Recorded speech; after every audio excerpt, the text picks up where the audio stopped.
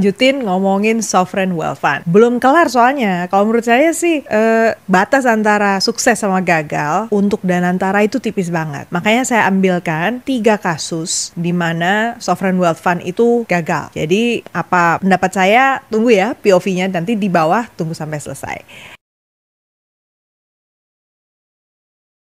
Oke, jadi di video sebelumnya kan udah kita bahas ya, kita cara sovereign wealth fund itu bentuknya seperti apa, opsi investasinya seperti apa, dan seterusnya. Nah, hari ini saya mau bahas soal 3 negara yang paling korup bahkan sampai bangkrut nih sovereign wealth fund-nya. Kita mulai dengan ranking ketiga dulu, nanti baru di akhir ranking nomor 1, artinya yang paling korup. Tapi sorry ya sebelumnya kawan-kawan dari negara-negara yang saya sebut, ini sharing aja supaya Indonesia jangan sampai mengulang kesalahan yang sama. Ranking 3, Timor Leste. Timor Leste punya Timor Leste Petroleum Fund. Kita tahu ya Timor Leste penduduknya 1,38 juta orang, tetangga kita, dan Timor Leste itu adalah negara baru yang baru merdeka dari Indonesia di tahun 2000. Negara ini 95% pendapatan negaranya dari minyak dan gas, ekspor minyak dan gas. Dan hasil dana penjualan migas ini dia simpan tuh di Timor Leste Petroleum Fund. Pengelolaannya dia taruh di Amerika Serikat. Tahun 2005 SWF ini dibentuk. Gunanya sebenarnya supaya dana hasil penjualan minyak ini tidak segera habis, bisa diinvestasikan supaya perekonomian Timor Leste ini bisa diversifikasi. Artinya bukan cuma ngandelin migas ya, tapi sektor lain bisa berkembang. Mereka ingin mengembangkan sektor pariwisata misalnya, blue economy, kemudian juga manufaktur. Harapannya sebenarnya pakai duit dari sovereign wealth fund itu. Setiap tahun rata-rata uang yang diterima oleh Timor Leste itu dari ekspor minyak dan gas adalah 22 miliar US dollar. Ini data tahun 2002 sampai 2018. Jadi sebagian dana hasil penjualan migas itu dia taruh di sovereign wealth fund. Secara aturan, pemerintah Timor Leste cuma boleh ambil dana petroleum fund kurang dari 3% dari dana yang ada. Supaya apa? Ya supaya berlanjut terus ya dananya, makin jangka panjang gitu maksudnya. Tapi sayangnya sejak 2009 pemerintah Timor Leste itu mengambil dana melebihi ambang batas yang ditetapkan. Rata-rata dia ambil 5% per tahun, padahal jatahnya harusnya 3%. Soalnya ternyata terjadi defisit di APBN mereka. Alhasil karena total dananya tadi diambil lebih banyak dari biasanya, total yang terkumpul kan berkurang. Dana itu turun dari 22 miliar US dollar menjadi 18,2 miliar US dollar di tahun 2024. Dan coba kita lihat gambar ini ya. Pemerintah Timor Leste itu mengambil dana dari Petroleum Fund itu warna yang biru muda. Besar sekali ya kalau dibandingkan dengan batas maksimal yang sebenarnya diizinkan oleh aturan. Warnanya biru tua. Jadi coba kita lihat gambar ini ya. Pemerintah Timor Leste mengambil dana dari Petroleum Fund itu ditandai dengan warna biru muda. Dan ternyata jumlah yang diambil jauh lebih besar dari batas maksimal yang warna biru tua. Gambar ini juga menunjukkan bahwa ternyata karena pemerintah Timor Leste mengambil lebih banyak setiap tahunnya dari sovereign wealth fund, efeknya apa? Kan penghasilan migasnya turun, dana yang tersimpan di sovereign wealth fundnya turun. Padahal pemerintah Timor Leste kebutuhan APBN-nya nggak berkurang dong. Makanya muncul tuh gambar yang di bagian kanan. Anda bisa lihat prediksinya pemerintah Timor Leste akan menarik lebih banyak lagi dari sovereign wealth fund. Jadi siklusnya semakin memperburuk keadaan keuangan sovereign wealth fund. Saat ini APBN Timor Leste itu betul-betul tergantung sama dana sovereign wealth fund. 80% dari APBN Timor Leste diambil dananya dari petroleum fund itu. Nah sedihnya cadangan minyak Timor Leste itu diperkirakan bakal habis di tahun 2030.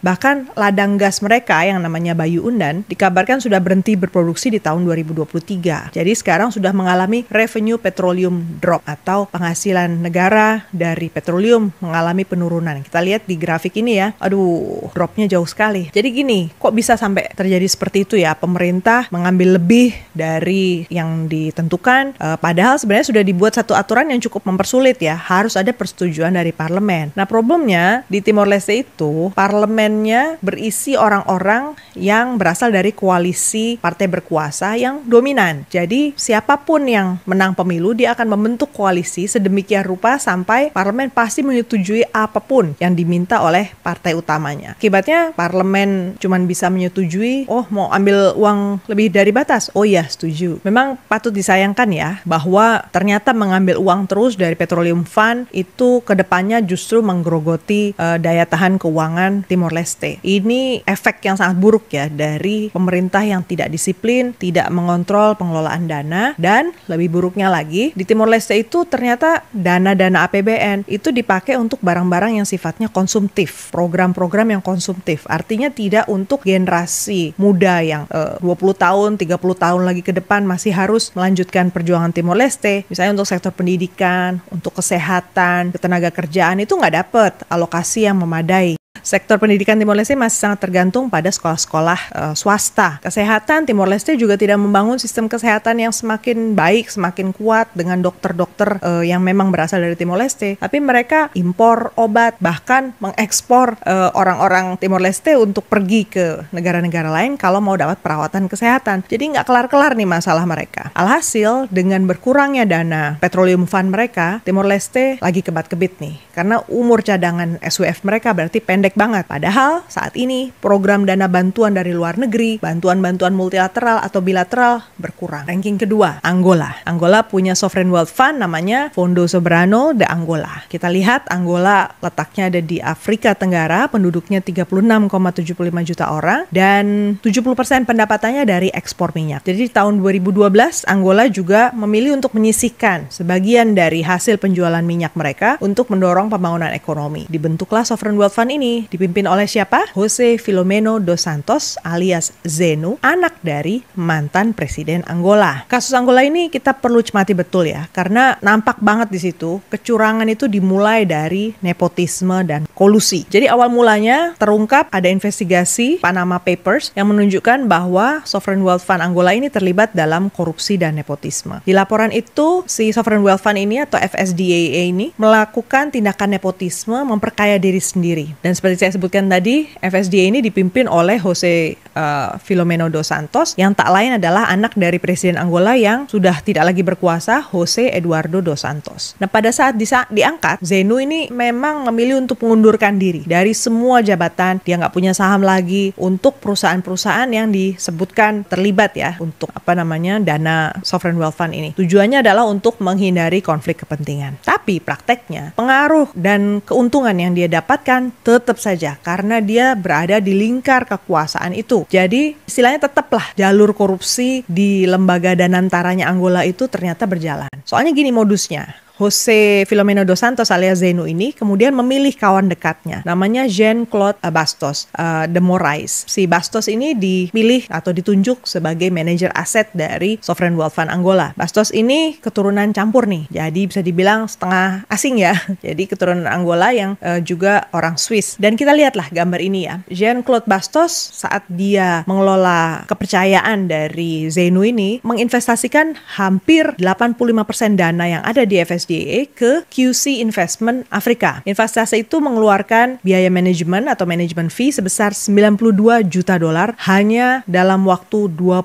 bulan. Artinya nggak sampai 2 tahun ya, itu manajemen fee dibagi ke 3 entitas. Dan ternyata 3 entitas ini sudah ditelusuri, walaupun beda-beda nama, bahkan ada yang posisinya di luar negeri seperti di Swiss dan di British Virgin Island, ternyata ujung-ujungnya 2 itu miliknya Zenu dan Bastos, 1 lagi miliknya Bastos. Bahkan on top of it, Bastos masih menerima biaya sebagai penasehat senilai 0,5 juta US dollar. Dari situ belanjalah dia, beli pesawat jet. Selain itu, ternyata ada transfer mencurigakan dari FSDAA ke seseorang yang tidak terungkap identitasnya. Totalnya juga gede banget, 100 juta US dollar. Dan sampai sekarang nggak bisa diketahui tuh, status dana tersebut gimana, punyanya siapa. Jadi banyak sekali intinya dana yang dikirim ke perusahaan-perusahaan cangkang yang nggak bisa ditelusuri karena identitasnya dirahasiakan. Jadi meskipun sudah merugikan keuangan negara, korupsi sampai 500 juta US dollar, orang-orang ini memang dipecat, memang dijatuhi hukuman Tapi entah gimana ya, mereka tuh bisa bebas. Gara-gara mereka mengembalikan uang yang mereka korupsi ke sovereign wealth fund. Bisa ya diampuni begitu aja. Jadi konsekuensinya apa buat Angola? Korupsinya jelas gede ya. Hasil investasi minim. Boro-boro bisa dipakai buat pendidikan sama kesehatan ya. Sektor keuangan aja nggak pernah lihat tuh duit langsung dilempar ke luar negeri kan. Jadi makin miskin aja tuh rakyat Angola. Lebih parah, kepercayaan investor kan turun. Utang nasional nambah. Dan tadi masalah hukum, koruptor kok bisa dibebaskan. Duh, jangan sampai deh modus-modus yang begini sampai ditiru di sini. Aduh, benar-benar tidak bertanggung jawab. Dan ranking 1, Malaysia. Negara tetangga kita itu penduduknya 35,13 juta lah ya perkiraannya. Jadi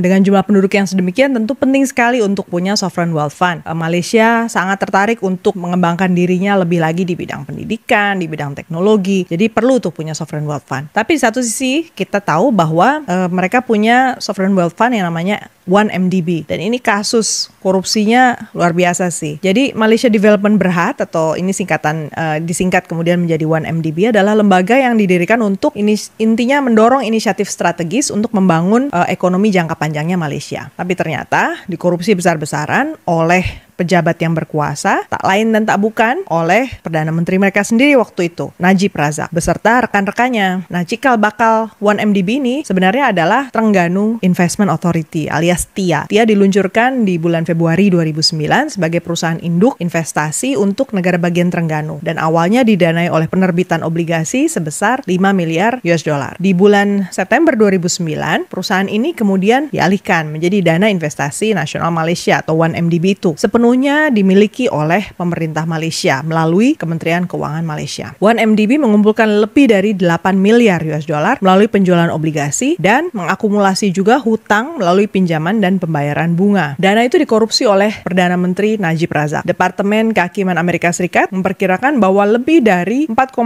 miliar US dollar dialihkan dari dana tersebut masuk ke perusahaan-perusahaan cangkang yang curang dan ujung-ujungnya masuk kantongnya para pejabat yang korup dan rekan-rekan mereka. Di sini ternyata ada permainan dari perusahaan asing yang dipercaya oleh 1MDB. Perusahaan yang sebenarnya namanya kita kenal bonafit, Goldman Sachs. Jadi Goldman Sachs ini membantu mengumpulkan 6,5 miliar US dollar antara tahun 2012 dan 2013 untuk pendanaan One Malaysia Development Berhad ini. Dananya diperoleh dari penjualan obligasi dan dari dia melakukan jasa tersebut, perusahaan mendapatkan manajemen fee sebesar 600 juta US dollar untuk pekerjaan ini. Namun pihak berwenang kemudian mengatakan 4,5 miliar dolar dicuri, bahkan dibelanjakan untuk membeli berbagai macam barang-barang mewah, barang seni, berlian, properti. Artinya ya, karena SWF ini luar biasa besar jumlahnya, menggiurkan sekali ya buat siapapun yang tahu kelemahan SWF. Nah, coba kita cek gambar dari alur uang yang masuk dari 1MDB ini dan ujung-ujungnya dialihkan oleh Goldman Sachs masuk ke berbagai macam perusahaan yang ternyata adalah perusahaan-perusahaan cangkang dan ujung-ujungnya masuk ke kantongnya Najib Razak dan orang-orang terdekatnya. Makanya nih kita harus cermat sama kelemahan sovereign wealth fund. Pada umumnya menurut saya catatannya ada 4. Pertama, laporan hasil investasi, transaksi keuangan, dasar keputusan untuk invest atau enggak, itu pada umumnya bisa dibuat tidak dibuka ke publik. Jadi lebih parah lagi kalau nggak ada audit independen. Kacau juga kalau ternyata media, masyarakat sipil itu nggak punya akses untuk melihat ke data-data tersebut. Pasti buntut-buntutnya baru belakangan kita tahu. Yang kedua, kita udah denger dong, tunjuk aja profesional. Coba, kurang profesional apa si Goldman Sachs? Tapi ternyata semakin canggih perusahaan, apalagi perusahaan asing, benar-benar nggak jaminan bahwa investasinya nggak fraud. Dan ternyata Goldman Sachs pun melakukan itu. Modusnya ditransferlah uang-uang itu ke perusahaan cangkang yang sebenarnya dimiliki oleh pejabat. In return apa? Sebagai imbalannya, Goldman Sachs dapat manajemen fee yang luar biasa besar. Jadi intinya pejabat-pejabat SWF ini bisa aja ya memilih lembaga-lembaga yang katanya profesional untuk tetap ujung-ujungnya ngasih kickback, ngasih benefit, ngasih suap buat mereka. Yang ketiga, dari kasus Angola, nepotisme itu parah banget ya efeknya buat sovereign wealth fund. Jadi jika yang ditunjuk sebagai pengelola sovereign wealth fund itu adalah kaum loyalis, orang-orang yang patuh, bahkan yes man atau yes woman gitu ya, mungkin dia nggak kelihatan korup buat dirinya, atau dalam beberapa kasus dia nggak korup buat dirinya sendiri. Tapi bisa nggak orang tersebut nolak kalau diminta sama pemimpinnya atau orang yang dia hutang budi untuk pekerjaan, untuk penghidupan? Bisa nggak dia bilang enggak? Kelemahan yang keempat, sovereign wealth fund itu ternyata gampang banget dipakai partai untuk mendanai kampanye politik, juga untuk beli barang-barang mewah untuk pejabat. Karena ya gitu, harus ada yang mengawasi sehari-hari, dan problemnya siapa juga bisa ngawasin sehari-hari ya. Artinya betul-betul kita harus bicara tentang sistem yang ketat, jangan sampai ada yang ngutil duitnya sovereign wealth fund. Itu POV saya. Apa POV kamu? Tulis ya di kolom komen. Kita sudah di akhir dari episode kali ini. Saya tunggu tanggapan kamu. Thank you so much. Sampai di episode berikutnya.